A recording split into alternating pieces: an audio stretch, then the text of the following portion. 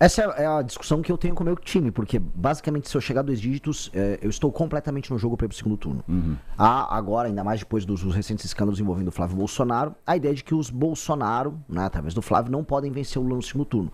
Inclusive vazou, através numa concorrente de vocês, um tracking de um instituto. Não é bom ficar citando institutos, eles ficam bravos quando eu falo de trackings, mas mostrando o Lula no segundo turno 7 pontos à frente do Flávio. Isso se torna quase impossibilidade. Portanto, aquele efeito manada que eles querem ter, avisando, nem adianta votar em quem tá em terceiro, em quem tá em quarto, me põe no segundo turno que eu ganho, já não dá pra fazer. Ou seja, o Flávio é uma certeza de derrota pro Lula.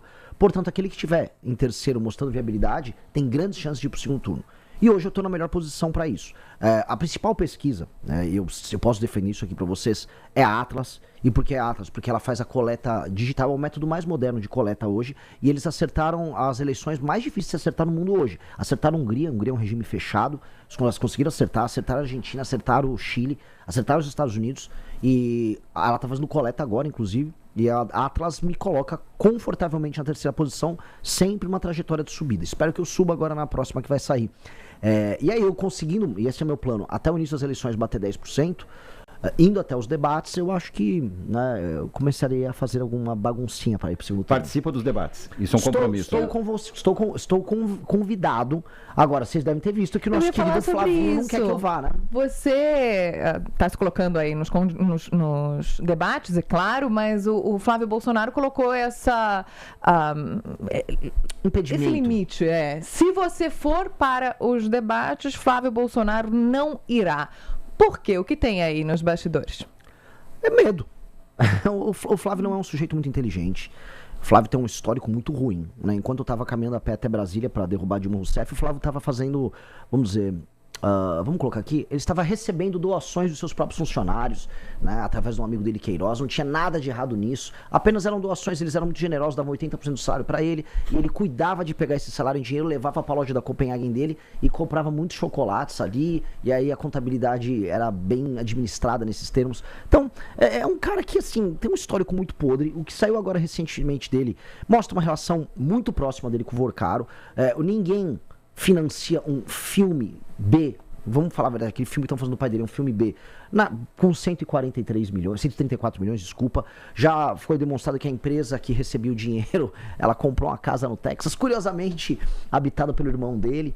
Então, a gente falar que ele teria condições de me encontrar num debate, realmente é meio viagem, ele não gostaria não.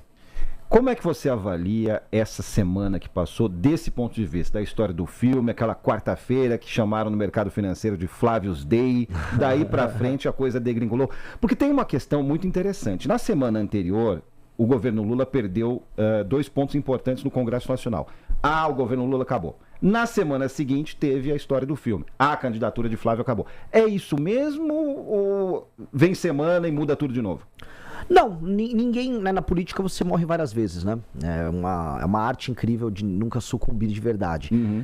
Eu não achava que a derrota do Lula fosse uma derrota que o afetaria em termos eleitorais. Ela teria um efeito político, mostra, vamos dizer, a incapacidade dele controlar um Congresso que está rebelde, uma aliança que foi feita entre Alexandre de Moraes e o Alcolumbre, né, o que já mostra que a própria divisão interna do STF está afetando o Lula.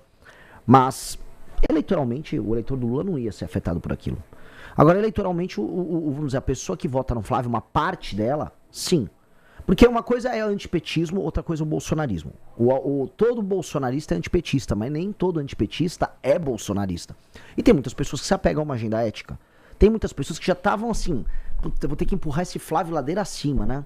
E aí essas pessoas não querem mais empurrar ele ladeira acima. Então o Flávio, ele teve muitas defecções no eleitorado dele. As próximas pesquisas vão trazer eleitorado urbano, eleitorado feminino e urbano, as pessoas com um pouco mais de escolaridade, essas pessoas vão pular fora do Flávio. E eu vou aproveitar para fazer uma pergunta. Quem é o seu eleitorado? Qual o perfil dos seus eleitores?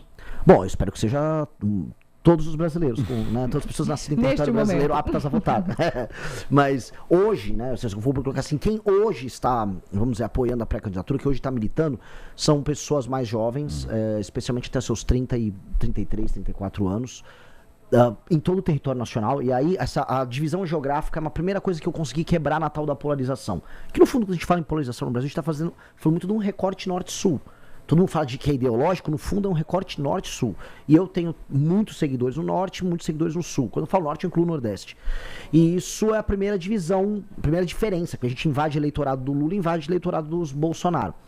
A segunda coisa, o eleitor ele é um pouco mais masculino que feminino. Foi bem mais masculino antes.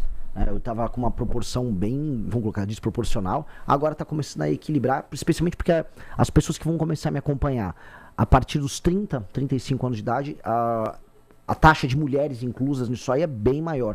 Então a gente começa a equilibrar isso. Mas seria isso. A gente tá falando então de um millennial urbano até esse momento. Mais ou menos. É um zillennial urbano. Zillennial urbano. Por quais caminhos o Renan Santos vai bater na porta dessas pessoas que não fazem parte hoje, maio, né? A partir de hoje, dessa configuração desse perfil? A real, eu não vou mudar nada. Porque a mensagem, se eu apresentar, e eu já fiz esse teste, se eu apresentar a minha mensagem com o rosto de um político conhecido que essa pessoa gosta, ela vai falar, nossa, tá perfeita a mensagem. A questão toda é que as pessoas não me conhecem, eu sou mais desconhecido dentre todos, e há uma questão, as pessoas mais velhas já estão mais apegadas à polarização do que as mais novas. A polarização responde a um modelo de pensar política que todo mundo 40 a mais tem, não só no Brasil, mas no mundo todo. Você tem uma clivagem conservador, progressista nos Estados Unidos, tinha na Inglaterra, no mundo todo tinha esse desenho. Um desenho que vem muito do lado do período da Guerra Fria. Invadir esse espírito dessa pessoa é demonstrar pra ela que, por exemplo, já que se eu for buscar um eleitor que é antipetista, é demonstrar que eu sou antipetista. Hoje ele não acredita, hoje ele acredita, não, Flávio, porque ele é da família do Bolsonaro, ele é o inimigo natural do PT. Só que se eu mostro, assim, com os mais jovens, não, tem o Renan é viável. Aí ele começa a me dar espaço. Eu tenho que crescer com o público que eu tenho, pro mais velho olhar e falar, não, esse cara eu vou dar uma chance. Mas aí tem uma questão que é até tradicional aqui no nosso país. Eu entendo que com o seu discurso disruptivo você acredite que isso possa ser mudado. Mas o senhor disputa a presidência da República, ou vai disputar, pretende disputar, sem nunca ter exercido um cargo eletivo. O nosso país é complexo, tem crise econômica, crise institucional, pressão institucional. Existe uma necessidade permanente de articulação política. Então, como é que dá para convencer um eleitor que alguém sem experiência prática na política de gestão pública ou de mandato tem preparo para governar o país? Bom, a gente pode começar com um exemplo contrário. A Dilma Rousseff tinha grande experiência política e ela caiu, foi uma péssima governante. A gente pode trazer inúmeros exemplos de boas gestões que foram feitas por pessoas que não tinham experiência e de más gestões por pessoas que tinham experiência. E o contrário também. Não é isso, no fundo, que determina nem o sucesso de uma liderança política, nem o insucesso dela. Se você está cercado de boas lideranças, se você é, em si, uma liderança natural, se você é firme nos seus propósitos, trabalha bastante, a tendência é que você consiga fazer as coisas bem feitas em qualquer área humana. E eu acho que eu farei isso, porque eu já sou um líder político firme há 12 anos, lidero o maior movimento político do Brasil, sou hoje presidente do meu próprio partido. Então, dando um exemplo aqui, eu estou concorrendo contra Zema, Caiado e Flávio. O Flávio tentou montar um partido político junto com o pai dele, ele fracassou, eu não. O Zema foi atacado, após ter uma opinião sobre o Flávio, pelo próprio partido. O partido dele, em diversos estados, soltou nota contra ele. Eu não, o meu partido me apoiou, porque eu sou líder. O Caiado não pode pegar um avião, sair de Goiânia e ir pro Rio de Janeiro pra falar, sou candidato ao governo. Ele não é líder de nada, o partido dele, que é do Kassab, tá fazendo campanha pro Lula na maior parte dos estados. Então, do que serviu a experiência deles? Se o básico do básico do básico é entrar numa guerra com o exército, eles não têm. Então, a experiência administrativa acaba sendo condicionada à experiência política e à sua capacidade de ser líder. E nesse sentido eu estou alguns passos na frente de todos eles. Excelente referência que você trouxe, Renan, a questão da Dilma Rousseff, porque a Dilma Rousseff ela é eleita, endeusada inclusive por parte do empresariado brasileiro, numa grande onda positiva do petismo, mas ela acaba caindo. E muito se diz, né, que ela cai por quê? Porque ela não consegue viver o dia a dia do nosso presidencialismo de coalizão, que é essa relação muito peculiar, para não falar outra coisa, da presidência da República com o Congresso Nacional. Qual que é a sua visão, qual que é a visão do Missão a respeito disso? Bom, esse aqui para mim é o tema mais importante do Brasil. E quem resolver isso, e não é só resolver ter governabilidade, é resolver os instrumentos que fazem com que um grupo de bandidos sem nenhum interesse nacional estejam o tempo todo compondo e mandando nos governos. Quem resolver isso, resolve o Brasil. Tá? Então, eu tenho um livro publicado agora, o livro amarelo, que é o livro de propostas do partido, em que a gente traz o que a gente chama de lei de responsabilidade gerencial. E se eu puder me estender um pouquinho mais nessa resposta, é bem importante, porque para entender isso, a gente tem um modelo no Brasil, que é o tal do presidencialismo de coalizão, que faz com que o presidente da República, mesmo vencendo a eleição, ele é obrigado a ganhar uma segunda eleição, que é a composição do governo. Em países parlamentaristas, ao formar um primeiro-ministro, você consegue já ter a maioria, porque você só é primeiro-ministro da maioria no parlamento. No nosso modelo não, é um modelo esquizofrênico, maluco, que um presidente tenha, vamos dizer, 50% mais um dos votos, e não obstante, ele não consegue governar. Então, um modelo que não é funcional, é um dos modelos mais estúpidos que tem. E do outro lado, nós temos uma coisa que é bem brasileira, tipo uma jabuticaba, que é o centrão, que é o político que é eleito comprando votos dos eleitores.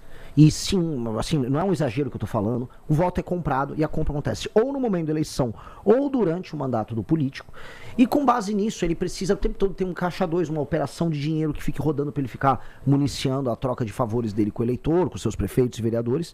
E aí esse deputado federal, que não tem compromisso com nenhum tipo de ideia, com nenhum tipo de visão de Brasil, ele fica apenas colocando uma faca no pescoço do presidente em questão para aderir ao governo mediante troca de favores. Este é o grande problema, que a Dilma não soube lidar, que na verdade ninguém sabe lidar.